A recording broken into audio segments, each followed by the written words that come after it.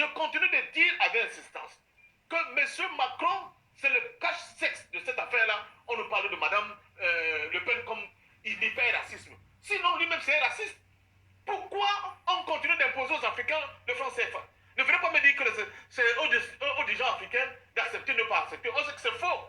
On a vu... Ils sont tenus. Mais c'est eux. On a vu avec l'attitude qu'ils ont eue avec le président tchadien, le nouveau président tchadien. Ils n'ont pas eu avec Assimi Goïta. Effectivement. Est-ce que le Mali n'a pas le droit de choisir de nouveaux partenaires pour essayer d'assurer la sécurisation de son espace? C'est quoi cette affaire-là? Et chaque fois, on nous crie, oh, ce sont des criminels. Ils se sont alliés avec des milices, des mercenaires de Wagner. C'est un gouvernement alors, illégitime. cher monsieur, excusez-moi de vous le dire, quand vous envoyez les armes en Ukraine, quand vous envoyez, et ça aujourd'hui c'est connu, n'est-ce pas, quand vous envoyez des forces spéciales, n'est-ce pas, de toutes ces barbouzeries combattre en Ukraine, vous dites que vous êtes contre, que Macron est contre le racisme. Et on soutient des néo-nazis, un État qui est entouré de néo-nazis. C'est quoi le groupe Azov? C'est quoi les secteurs droits? Nous avons aujourd'hui des images au niveau de notre continent. Donc arrêtez avec cette hypocrisie. Nous voulons voir les démons en face que de mettre des démons qui se drapent de la peau d'agneau pour venir encore raconter des balivernes aux Africains. qu'on arrête le point de fer dans le gant de velours. Qu'on arrête cette affaire-là et qu'on affronte enfin la vérité. Que ce soit Macron, que ce soit Mme Le Pen, ça va être la même politique raciste vis-à-vis de l'Afrique et ça, nous l'acceptons plus. C'est ce que nous disons depuis très longtemps, plus d'une décennie sur ce plateau. Donc, pour moi, en ce qui me concerne, peut-être que c'est une chance pour les Africains qui sont encore dans ce sommeil commenté de se réveiller. Et pour cela que Mme Macron et Le Pen arrivent au pouvoir. Ça, c'est mon point de vue. Comme ça, enfin, on saura qui est en réalité notre ennemi. Que des gens qui veulent se balader en Afrique, raconter que la France-Afrique est terminée, alors qu'ils sont encore plus France-africains que les focards. Donc il faut arrêter avec cette hypocrisie, avec cette manière de ne pas vouloir dire la vérité à nos amis français. Il faut leur dire cette vérité-là. Et je sors par là, si vous permettez. L'histoire des Gilets jaunes, il est évocateur. Tout à l'heure, on parlait que non, ce n'est pas des questions de la finance internationale. Mais c'est quoi cette histoire-là?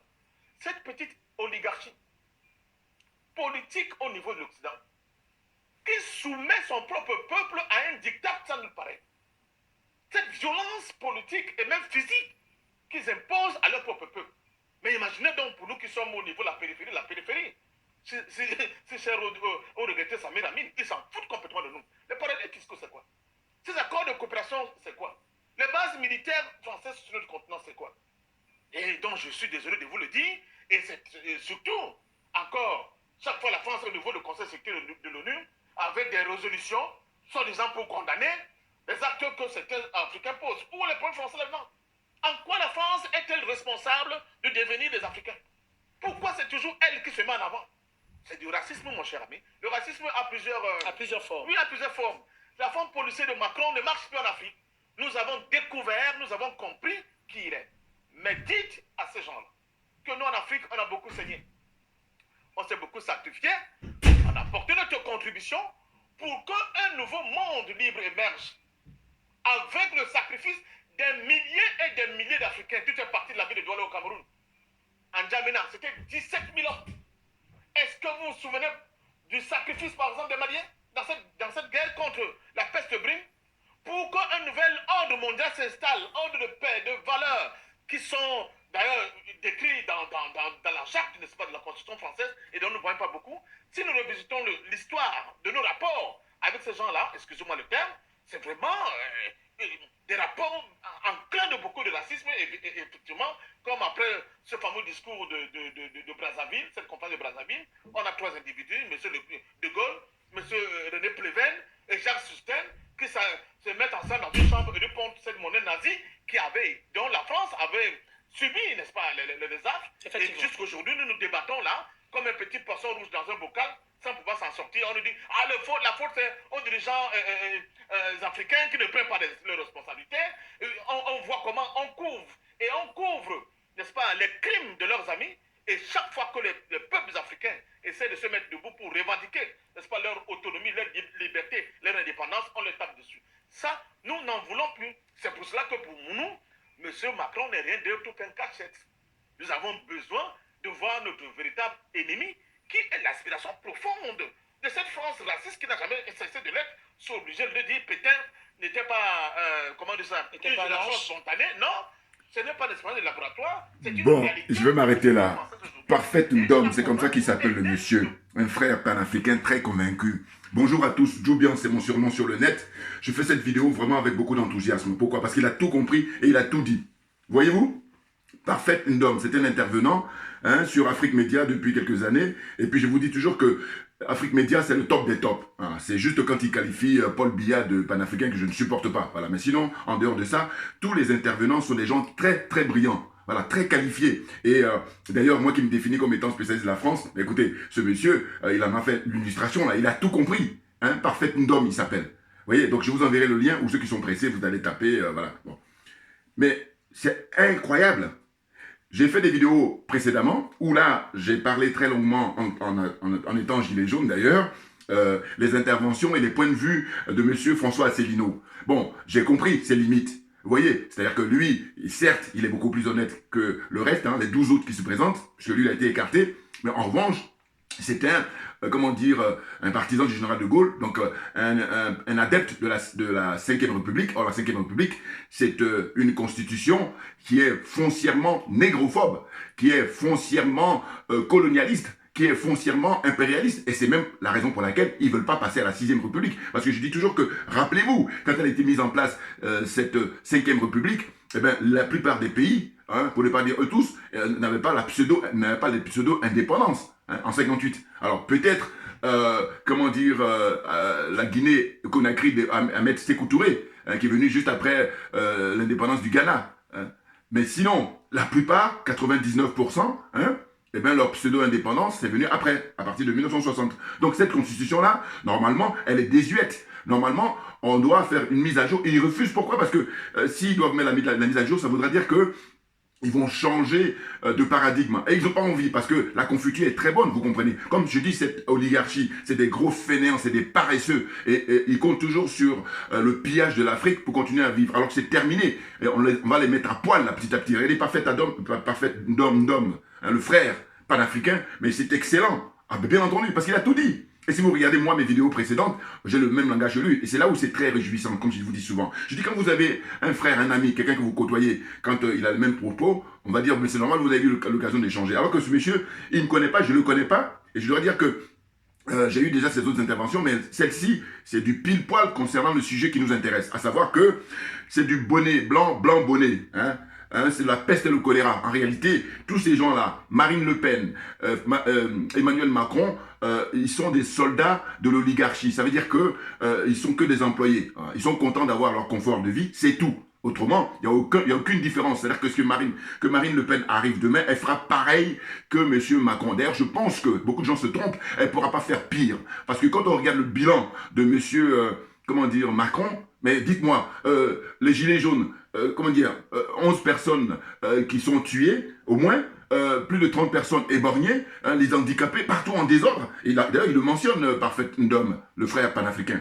C'est excellent, c'est excellent. Donc, je suis même très content de faire cette vidéo aujourd'hui. Pourquoi? Parce qu'en fait, après avoir regardé comme ça les interventions de M. Asselineau, et puis ayant bien compris, ses limites, sachant que je le savais déjà, mais je dis simplement que là où il m'intéresse, c'est que quand je le compare avec les autres, bon, je me répète, mais je veux dire que pour moi, c'est hyper important. Ah oui, puisque ma religion, c'est la vérité et la justice, donc vous comprenez bien que je vais mettre en avant quelqu'un qui a un minimum, et le minimum, c'est quand même l'honnêteté intellectuelle. Vous comprenez? Ce qui n'est pas le cas des autres. Les autres, c'est des sans foi ni loi. D'ailleurs, leur préoccupation, c'est même pas de défendre les intérêts du peuple français. Oui, et d'ailleurs, lui, il crie, il est aux abois pour dire quoi? Pour dire que si jamais Macron repasse, alors que Macron repasse ou Marine Le Pen passe, c'est pareil. Bonnet blanc, blanc, bonnet. Les choses sont claires. Vous voyez? Et ceux qui ont compris, tant mieux. Ceux qui n'ont pas compris, bon, prenez le temps d'aller vous documenter, regarder les interviews, lire les bouquins et plein de trucs. Sinon, si vous ne faites pas ça, vous allez être toujours largué, vous allez être toujours perdu, vous allez toujours être en décalage avec la réalité. Vous voyez? C'est excellent. Franchement.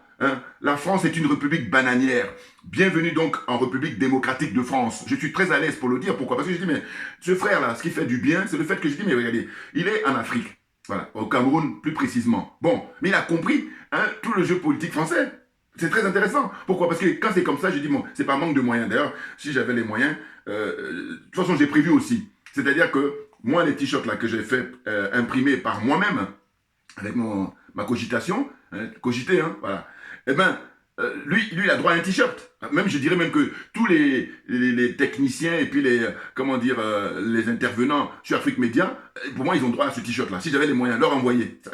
Bon, j'ai déjà envoyé quelques trucs au Mali, parce qu'il y a un frère panafricain qui est parti au Mali, là, voilà. Il allait passer pour la fête du Ramadan. Donc, lui, comme il regarde beaucoup souvent mes vidéos, je lui en ai donné au moins 8. Et lui, tu donnes là-bas à Amina Fofana, tu donnes, comment dire, à Ben le cerveau, et tu donnes aussi aux dirigeants si tu peux. Il m'a dit, je vais essayer. Mais j'ai dit, si tu peux pas, donne ça à Amina Fofana. Elle a plus la prof, parce qu'il dit qu'il a plus de facilité à contacter Amina Fofana. Voilà. Donc, chacun a son t-shirt. Il faut le porter partout. Il faut le publier partout. Mais bien entendu, parce que ça, on ne peut pas faire plus pacifique, et puis ça perturbe, parce que ceux qui sont corrompus, ceux qui sont aliénés, ceux qui sont complexés, eh bien, ça leur donne à réfléchir. Et puis les autres aussi qui les observent.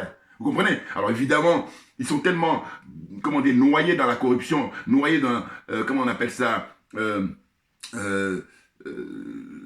corruption, l'aliénation, voilà, le complexe, que ça fait que deux fois, même quand bien même vouloir montrer ça, bon, limite ils vont te dire cause toujours, mais, écoutez, ils disent cause toujours, mais, vous savez, il y a, comment dire, on ne peut pas se mentir à soi-même. C'est-à-dire que vous pouvez mentir à autrui, mais quand vous êtes tout seul, il ne faut pas vous mentir. Donc c'est ce qu'on appelle la conscience. Voilà, et ça, c'est la conscience. Rappel à l'ordre. Vous dites, mais attendez, on est au 21e siècle, est-ce que vous trouvez normal que la France confisque notre liberté? Vous êtes, hein? Moi je dis tout le monde rentre, et quand je dis tout le monde rentre en psychiatrie, là je suis gentil. Ah mais bien entendu. Non parce qu'il y a, alors je ne vais pas pour aller avec l'humour, je veux dire qu'il y a des pays où c'est 500 coups de fouet, voilà. Non mais c'est bon quoi. Non mais franchement. Je dis, il fut un temps où on n'avait pas Internet, il fut un temps où on n'avait pas les réseaux sociaux, on peut comprendre. Mais aujourd'hui, on a suffisamment de recul, on a suffisamment de moyens, et il y en a qui continuent cette fuite en avant au détriment de qui? Au détriment de générations et des générations qui se sacrifient, la génération africaine, hein, des jeunes Africains qui meurent comme ça, hein, délibérément, et c'est non-assistance hein, à un peuple en danger.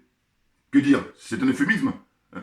Le suicide collectif des jeunes Africains dans la Méditerranée, ça ne vous parle pas? Qu'est-ce que c'est que ces gens-là? Ceux qui soutiennent Alassane Ouattara, ceux qui soutiennent Macky Sall, ceux qui soutiennent Patrice Talon, ceux qui soutiennent ainsi de suite, hein, toute la zone, hein, voilà, comme c'est sur mon t-shirt là, zone des aliénés, des complexés, des corrompus. Franchement, qu'est-ce que ça veut dire? Faut arrêter à un moment donné. On a compris, donc c'est bon, on va plus perdre notre temps. N'importe quoi. Donc ce frère-là, je suis vraiment très content. Hier soir, je suis tombé dessus, je dis, ah ben tiens, ça c'est très bien, je vais pouvoir finaliser là. Hein, parce que, écoutez, on est à un moment mais crucial et très très intéressant parce que nous sommes témoins de l'histoire là qui se mène et qui c'est un tournant pas n'importe lequel. Parce qu'il y a eu des périodes comme ça, vous savez, très plates. Or là, on a un sommet. Eh oui, le travail qu'est en train de faire le président Vladimir Poutine, je vous dis, hein, il fait le ménage. Il fait le ménage et il fait du bon ménage là-bas. Hein. Les médias là, corrompus, ils disent pas la vérité. Mais sinon, ceux qui sont avertis, ceux qui sont informés, ils savent très bien qu'il est en train de faire de très très bon travail, du nettoyage. Hein. Parce que ces gens-là, on a les preuves, on a suffisamment, on fait le bilan, mais c'est la catastrophe, et même le dire que c'est la catastrophe, hein, eh ben c'est un euphémisme là encore, c'est-à-dire que c'est faible, il faut trouver des mots beaucoup plus forts. Leur bilan depuis qu'ils détiennent ce monde-là, on va dire, on va partir de 1945, alors qu'on aurait pu partir avant 45, mais on va partir à partir de 45. Donc c'est à partir de ce moment-là qu'a été mise en place hein, l'OTAN, par exemple, la création de cette organisation-là criminelle, qui a du sang, hein, qui a des tonnes de sang, pour ne pas dire sur les mains. Et puis là, ils veulent qu'on continue avec eux. N'importe quoi. Hein.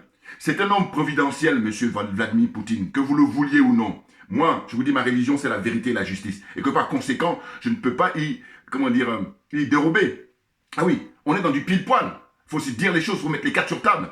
Et ça, c'est pour défendre l'intérêt général, c'est-à-dire l'intérêt de tout le monde. Et non pas un groupuscule de gens-là qui sont ultra minoritaires et qui, terrorisent tout le monde. Hein, qui sont dans un autre monde. Et je dis, ils ont l'apparence d'êtres humains. Ce ne sont pas des êtres humains. Soyons clairs.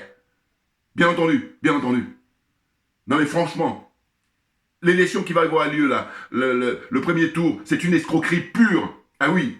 Et je dis, d'ailleurs, ce qui m'étonne, il a compris, hein, Parfait d'homme et puis d'autres aussi qui sont là-bas, sur place. C'est de dire que c'est une mascarade et que les jeux sont déjà faits. Donc quel est l'intérêt? Il fallait perdre son temps. Non, prenez ce temps-là, rencontrez vos amis, allez-y faire des trucs qui vous plaisent. Hein, ce serait beaucoup plus intéressant plutôt que d'aller alimenter, d'aller donner du crédit à cette escroquerie morale. Ce n'est rien d'autre. Hein. Que ce soit M. Macron qui soit réélu, que ce soit Mme Marine Le Pen qui sera élue, c'est pareil. Ils ont une feuille de route qu'ils appliquent. C'est tout simplement ça. Mais bien entendu. Non mais franchement, regardez ma vidéo précédente où j'ai énuméré, j'ai dit mais écoutez, comment ça se fait que M. Macron arrive au pouvoir? D'abord, d'ailleurs ça m'a donné à penser, voilà, j'ai pensé à ça hier. Je dis qu'en réalité, ils insultent l'intelligence d'autrui depuis toujours. Et moi, je refuse qu'on insulte mon intelligence. C'est pour ça que faire ces vidéos, c'est le minimum. Je m'explique.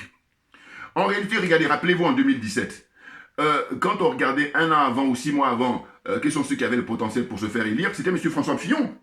Revenons à M. François Fillon, sachant que moi, évidemment, quand je fais ça, je suis dans une démarche d'objectivité. C'est-à-dire que M. Fillon, c'est pas ma tasse de thé. Mais comme je suis dans la vérité et la justice, je dis, bon, quand on a du recul, qu'on observe ce qu'on reprochait à ce monsieur, mais comparer ça avec les ardoises de M. Macron. Non mais franchement, si on n'insulte pas l'intelligence des gens, je ne sais pas à quel moment on va le faire. Ah oui, des histoires de costumes qu'il a retirés, machin, et qu'il aurait pris sa femme pour être sa conseillère ou attaché parlementaire, alors que ça, c'est une pratique, je vous dis, qui est habituelle en France. Hein. Je vais vous dire, si vous allez faire des enquêtes sur les 577 députés ou les 300 et quelques sénateurs, vous allez voir que, en règle générale, bon, là, je vais essayer de peut-être être prudent. Et pourtant, je sais que c'est beaucoup plus. Mais je veux dire 50%. Voilà. C'est au minimum.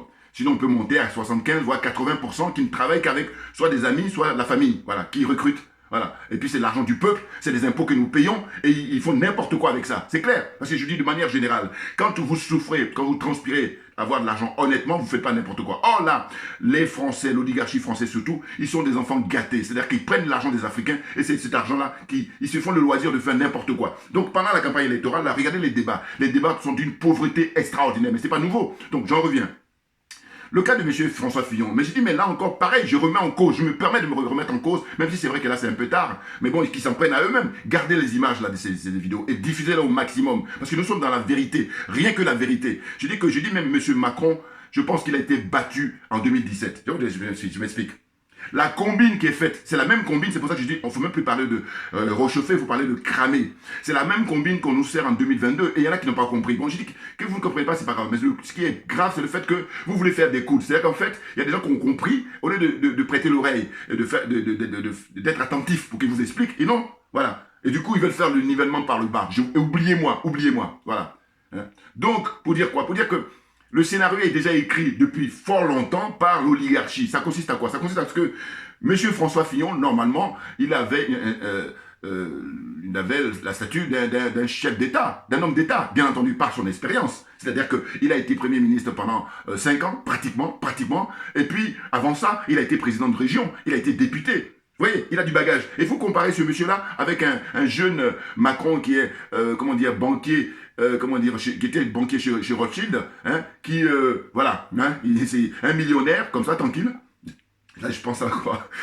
Une parenthèse, Jérôme Kerviel, voilà, c'est un jeune là qui était à la Société Générale, on a accusé, on l'a fait porter le chapeau, alors qu'en réalité, pour son cas, lui, ceux qui connaissent l'histoire, moi je dis, mais c'était le PDG de la Société Générale qu'il fallait aller choper. Mais ça, c'est comment dire, la culture française, ou le bouc émissaire, voilà, on prend quelqu'un qui porte le chapeau, alors qu'en général, si vous faites l'enquête approfondie, vous allez voir que celui qu'on met en accusation, il y est pour rien, mais c'est juste pour protéger les autres, voilà. Et moi j'ai compris ça, et quand je vous dis que je suis spécialiste de la France accessoirement, mais allez-y, on fait un concours, il y en a plein qui vont être éliminés, qui ne pourront même pas concourir avec moi. Soyons d'accord, vous comprenez? N'importe quoi. Bon, alors on avance. Donc je dis que M. Macron, selon moi, déjà en 2017, ben, c'était monsieur, il a volé la place de M. François Fillon. C'est clair pour moi. Ah ben oui, non parce que le scénario il est écrit. C'est-à-dire qu'il fallait trouver ce prétexte-là, de dire que voilà, on l'accuse pour des histoires de costumes qui sont payés à des prix.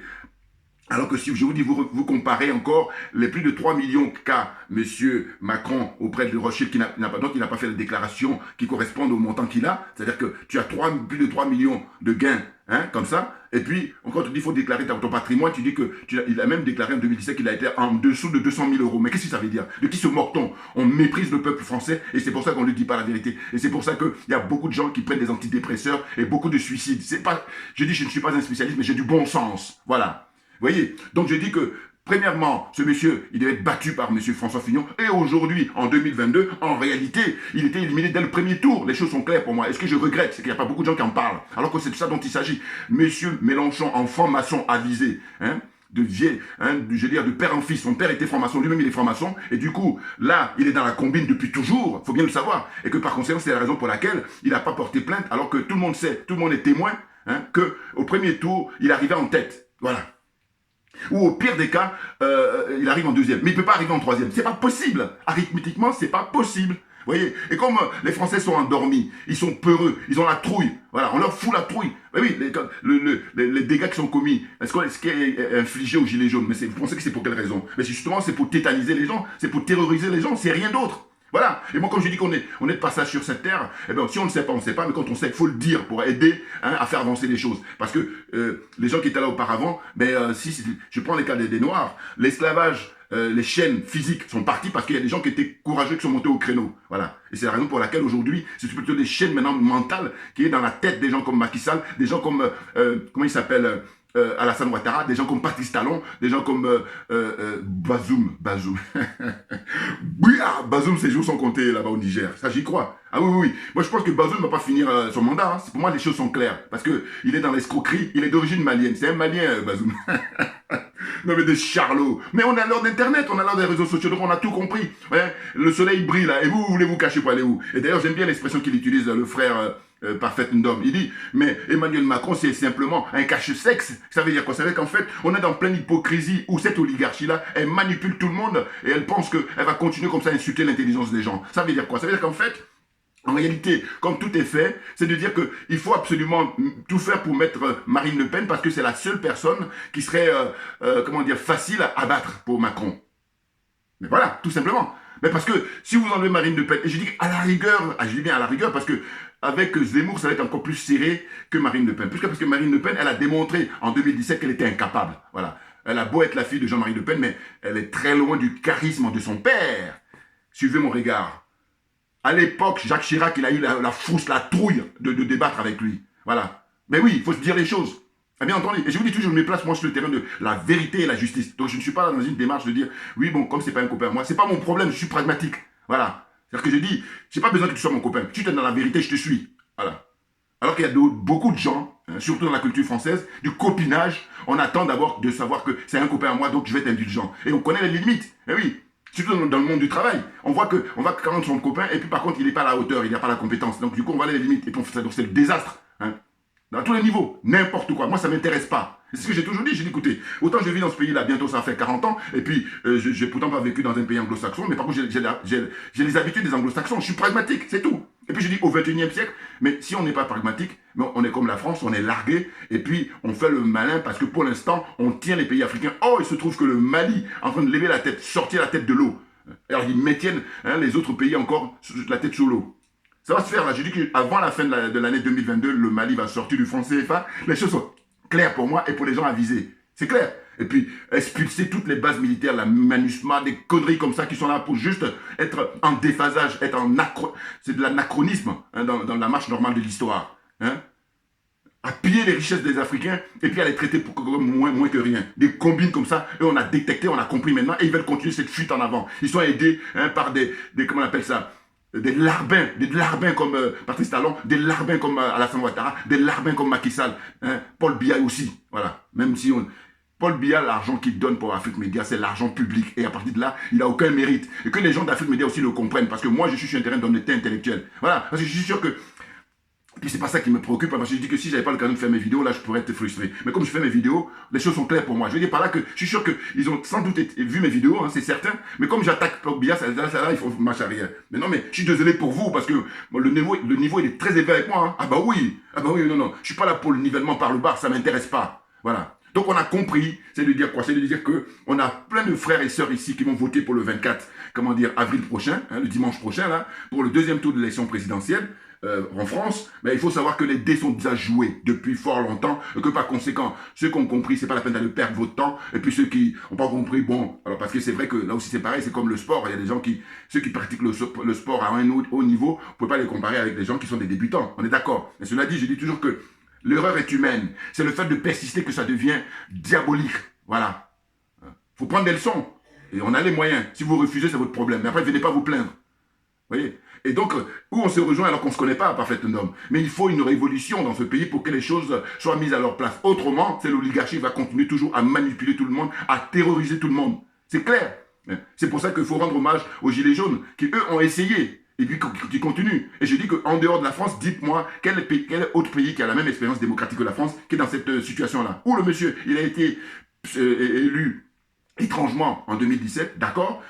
D'ailleurs, même l'avènement des Gilets jaunes, ça s'explique par là. Parce que si il avait été élu régulièrement, et je dis très souvent que quand il y a de la transparence, les choses se passent, hein, normalement, eh ben, il n'y a pas de problème par la suite.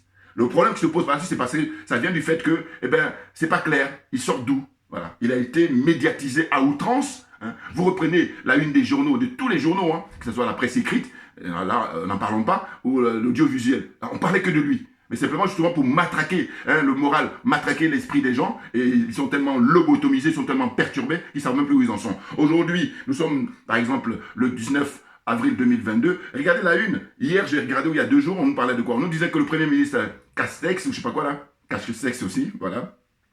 Et bien on l'accuse d'avoir pris, je sais pas, un avion, je sais pas, jet privé, ou je sais pas quoi là, où il a dépensé 10 000 euros, je sais pas quoi. Mais il s'est fait exprès, hein, c'est de la futilité, et donc ça permet justement le temps qui devait être consacré pour parler des choses, comment dire, essentielles. Eh ben non, on va dans les futilités, et puis on s'éloigne volontairement des choses importantes à parler, par exemple du chômage, à parler des gens qui dorment dans la rue, qui n'ont pas de quoi à se nourrir, hein, le pouvoir d'achat des Français, et puis aller dans les détails, et puis faire, comment dire, des audits.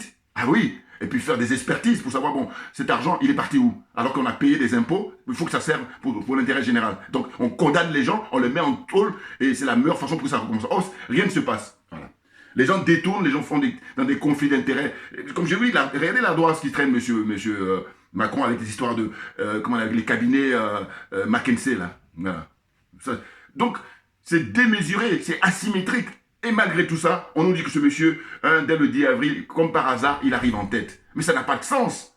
Et je vous dis, longtemps, je me souviens, il y a une dame qui m'avait dit ça, avec qui j'ai échangé, une Ivoirienne, il y a longtemps, qui disait, mais en fait, ces gens-là, vis-à-vis de l'Africain que nous sommes, peut-être leur père, leur grand-père, leur arrière-grand-père, ils ont réussi à nous avoir. Mais en réalité, aujourd'hui, on nous met face à face, c'est que dalle, ils n'ont aucune chance parce que intellectuellement, c'est... Non, ils ne sont pas à la hauteur. Et quand elle a dit ça à l'époque, ça remonte il y a maintenant 5-6 ans, hein, j'ai dit, mais non, vous avez tellement raison, madame. C'est ça dont il s'agit. Voilà. Il y a juste que des corrompus à qui se contentent que des miettes, hein, et puis qui s'en foutent simplement de l'ego, qui s'en foutent de leur intégrité, qui s'en foutent de leur... dignité. Dignité, c'est le mot que je cherchais. Voilà. Aucune dignité. Voilà. Ensuite, leur dignité, ils la font disparaître, hein, en échange des miettes qu'on leur donne. Voyez-vous? Et je dis merci au PDG, hein, qui a créé Afrique Média, parce que franchement, on a des interventions de qualité, hein, des gens très brillants, qui sont très cultivés, qui sont très informés, et donc on ne la fait pas. Ils sont en phase avec l'époque dans laquelle on vit. Alors que quand on regarde les autres chaînes, là, en Côte d'Ivoire, c'est même... Bon, on me dire c'est normal, c'est M. Ouattara qui est au pouvoir, donc par conséquent, on ne peut qu'avoir que des rigolos. Il faut leur mettre des nez de clown, eux tous là-bas, et puis là, ça devient intéressant pour les regarder. Alors qu'ils s'y prennent au sérieux. Oh, ils sont là. Mais j'ai dit, s'il me revient comme ça, c'est... Même mes frères, là, que j'ai croisé, là, il y a 2 jours encore, j'ai échangé avec lui, et puis... Tout de suite, dans la discussion, ce qui nous revient, c'est « Oui, mais les Français défendent leurs intérêts. » Mais j'ai dit « Mais écoutez, toi, tu es un Africain, tu dis ça. » Mais j'ai dit « Mais moi, ici en France, ça fait bientôt 40 ans que j'y vis. C'est très, très rare, pour ne pas dire, pas du tout, un Français qui va dire « Mais l'Africain, il défend son intérêt. » Ils diront pas ça. C'est pas leur problème, ils s'en foutent. Voilà. Donc, nous, on doit faire pareil. Dis plutôt, nous, en tant qu'Africains, on défend nos intérêts. Voilà, ça a du sens. Ça a du sens. Ils sont pas sérieux, ils savent rien du tout. Et puis, bon, je n'ai pas de nom. Mais non, il faut se calmer. Quand on ne sait pas, on écoute ceux qui savent. Voilà. Et puis c'est la meilleure façon, je dis, pour avancer. Et puis toi, tu es gagnant, lui, il est gagnant. Tout le monde est gagnant, voilà, en gros. Oh là, tu sais pas, et tu essaies de faire ton pied malin, et donc, par orgueil, et puis c'est n'importe quoi. Et puis, là, moi, quand je capte ça très vite, je dis, bon, d'accord, au fond de moi-même, je dis rien pour ne pas froisser la personne, mais je dis, mais non, je comprends ton niveau au niveau du débat que nous avons. Voilà. T'es pas au niveau, et j'ai pas envie de perdre mon temps. J'ai pas le temps, Assimi Goïta, j'ai pas le temps. Voilà. Faut qu'on soit d'accord là-dessus. Voilà. Donc, ça, c'était mon humeur aujourd'hui pour dire quoi? Pour dire que là, franchement, il y a tous les éléments pour comprendre qu'il ne faut pas aller perdre son temps. Hein. Bon, voilà, il y en a que ça dépasse. Parce que pour eux, ils sont tellement dans la lobotomie que ne pas aller voter, bon, mais ils vont s'en vouloir. Bon, allez-y. Bon, puis il y en a d'autres qui disent aussi qu'on va aller voter, mais on va voter blanc. Mais pareil, pourquoi, depuis toujours, la France n'a jamais validé le vote blanc? Mais parce que l'oligarchie, ça ne les arrange pas. Eh oui, ça ne les arrange pas. Ils ne sont pas sérieux. Et puis maintenant, il se trouve, c'est le peuple français qui doit s'éveiller. Et puis vous allez observer quoi? Dans les intervenants, il y a quelqu'un que je connais très bien, qui me connaît aussi, qui s'appelle Alain Jules, c'est un journaliste. Bon, Alain Jules, comment dire, il rédige, il a une plume mais excellente. C'est quand il s'exprime par contre que je trouve les moyens. Mais sinon, quand il écrit, c'est ça, en fait, lui, il y a cette espèce de... C'est paradoxal, voilà. Alors que généralement, aussi bien dans l'écrit que dans le verbe, quand on parle, je ne dis pas qu'il ne parle pas bien, mais je dis simplement que quand il développe à l'oral, je n'arrive pas toujours à le suivre. Alors que quand il écrit, je lis ses écrits, mais il a une belle, vraiment, comme on dit, il a une belle plume, voilà, il écrit très très bien, voilà. Donc lui, il me connaît, moi je le connais, on se connaît très bien, bon, Alain Jules, c'est un journaliste camerounais, là, bon. Bon, il est dans le panel là. Et puis, il y a un gilet jaune. Bon, alors le gilet jaune, la posture qu'il adopte, c'est quoi? C'est de dire que voilà, nous, aussi bien Macron que Mme Marine Le Pen, c'est pareil, bonnet blanc, blanc, bonnet. Bon. Mais, sauf que lui, je suis sûr qu'au fond de lui-même, parce que les gilets jaunes, c'est très vaste. Dans les gilets jaunes, vous avez toute la France. C'est-à-dire que vous avez des gens d'extrême droite, vous avez des gens d'extrême gauche, vous avez des gens du centre, écologiste, tout ce que vous voulez, communistes, tout ce que vous voulez. Dans les gilets jaunes, vous le retrouvez ça dans les gilets jaunes. Un petit peu aussi comme le parti fondé par M. François Asselineau, l'UPR. Voilà. Je crois que c'est un des rares partis en France où vous avez la France dans sa diversité. Voilà. Comprenez? Donc il y a lui, et puis il y a un autre monsieur qui est d'origine algérienne, qui lui par contre, il y a cette posture-là, que je soupçonne, c'est les frères algériens, là, ou maghrébins, si vous voulez. Mais Algérie, ce qui me fait le pincement du cœur que j'ai, c'est de dire qu'en fait, dans l'ancienne génération d'Algériens, dans les années 50, à le moment des indépendances en 50-60, eh bien, je vous encourage à regarder Alger, la Mecque des révolutionnaires. Et à cette époque-là, on a bien vu que les dirigeants algériens, ils militaient avec sincérité, avec honnêteté, et ça permet en fait de voir arriver sur la terre d'Algérie tous les révolutionnaires du monde entier. Eux tous, pratiquement, même les frères américains. Et puis les Nelson Mandela, les Che Guevara, tous ceux-là sont retrouvés là-bas. Amilcar Cabral, qui a lu d'ailleurs, c'est lui qui a donné ce titre-là, Alger, la Mecque des révolutionnaires. C'est-à-dire qu'il y a un journaliste qui lui demande, mais qu'est-ce que vous faites ici? Il dit, mais non, les chrétiens vont à Rome, les musulmans vont à la Mecque, et nous, les révolutionnaires du monde entier, à cette époque-là, on vient à Alger parce que c'est là-bas que ça se passe et nulle part ailleurs. Donc ce documentaire-là, c'est très très enrichissant, c'est très très intéressant, les France Fanon et tout ça. Vous voyez? Donc ça fait qu'aujourd'hui, l'autre nouvelle génération d'aujourd'hui d'Algériens ou des Maghrébins, c'est qu'ils sont dans une posture où, en fait, ils sont gênés par le fait que les pays d'Afrique noire, il ne faut pas qu'ils leur passent devant. Donc, ils vont essayer de dire, bon, mon frère, je te défends, mais par contre, ils le disent, c'est pas dit, hein, c'est implicite. Alors que j'aimerais bien que ça soit explicite. Or, moi, je dis, comme on ne me la fait pas, hein, voilà, eh ben je détecte. Parce que lui, dans l'argumentation qu'il a apportée, eh bien, qu'est-ce qu'on constatait, c'est qu'il disait, oui, que lui, il a voté à l'époque pour, Jacques Chirac, et par conséquent, on ne peut pas l'accuser d'être de gauche, parce qu'il y avait une confrontation très tendue entre lui et puis le gars qui est écologiste, enfin, gilet jaune, là, sur le plateau. C'était tendu entre eux, vous voyez. Mais au fond, ce qui est important à dire, c'est de dire qu'aujourd'hui, il faut faire preuve d'honnêteté intellectuelle et de dire que l'oligarchie tient tout le monde en France. Tout le monde, quand je dis tout le monde, j'entends tous ceux qui font de la politique, de manière générale, à 99,99%, et tous les gens du showbiz. Et la presse, n'en parlons pas. Eux, c'est 100%. Voilà. Enfin bon, là aussi, je vais dire 99% parce qu'il y a même un ou deux, voilà. Bon, mais c'est pour dire que, grosso modo, à partir du moment où l'oligarchie tient tout ce monde-là, mais c'est l'oligarchie qui fait de la pluie et le beau temps. C'est pas difficile ce que je suis en train de dire, c'est pas à comprendre, pourvu qu'on le veuille bien. Voilà. Vous voyez? Donc, je vous encourage à regarder, et surtout l'intervention de Parfait Ndom, parce qu'il a tout compris et il a tout dit. Voilà. Maintenant, chacun, normalement, a suffisamment de munitions, de compréhension pour savoir qu'on est dans une mascarade et l'oligarchie. Si vous n'allez pas voter, je pense qu'ils vont quand même passer, parce que comme ils sont 100 fois les lois, donc ils s'en foutent même de le taux d'abstention, alors que dans un pays démocratique qui se respecte, on doit tenir compte du taux d'abstention. C'est-à-dire qu'on nous dit qu'il y a plus de 40 millions d'inscrits. Bon, quand il y a les votes, on va voir le taux de participation qui ne va pas être les 40%, parce que les gens ne vont pas y aller pour des raisons XY. Maintenant, quand on va s'intéresser à ce qu'on appelle le suffrage valablement exprimé, eh bien, on va voir que finalement, il n'y a pas grand monde. C'est-à-dire au regard des 40 millions ou des 42 millions qui sont inscrits initialement. C'est dans un pays qui compte 67 millions d'habitants. Vous comprenez? Donc tout ça pour dire quoi? Pour dire que quelle crédibilité accorder à quelqu'un qui ne représente que 5% de la population? Quelle crédibilité? Voilà, soyons sérieux. Et je dis, quand je compare la France avec les autres pays européens, la France est disqualifiée. Les choses sont très claires pour moi, il n'y a aucune discussion. Bien entendu, parce que les basiques n'y sont pas. Vous voyez? Donc regardez mes anciennes vidéos, j'ai essayé d'expliquer aussi comment je voyais les choses pour savoir que normalement, on devrait situer des choses, à savoir prendre en compte le vote blanc, si je ne suis pas le seul, il y a plein de gens qui demandaient ça, mais pourquoi c'est pas pris? Parce que ça n'arrange pas l'oligarchie. Et puis notamment, le fait qu'on devrait normalement, le minimum, c'est 50%. C'est-à-dire que si tu n'as pas 50% des suffrages, des gens qui ont les votes valablement exprimés, eh bien non, on recommence. Voilà. Mais ça ne les intéresse pas, parce que c'est pas ça. Eux, ils sont dans une fuite en avant. Tant qu'ils arrivent à nourrir leur business, le reste, ils s'en foutent. La vie humaine, ils s'en foutent. Ah, c'est pas ça leur priorité, hein. Sinon ça se saurait. Voilà. Merci à vous tous pour votre attention. N'oubliez pas de partager au maximum. Je suis sur VK, je suis sur, YouTube. Je suis sur les autres réseaux, voilà, si vous voulez. Excusez-moi. Voilà, donc merci encore une fois pour votre attention et puis à très bientôt. On lâche rien parce que c'est nous qui avons raison.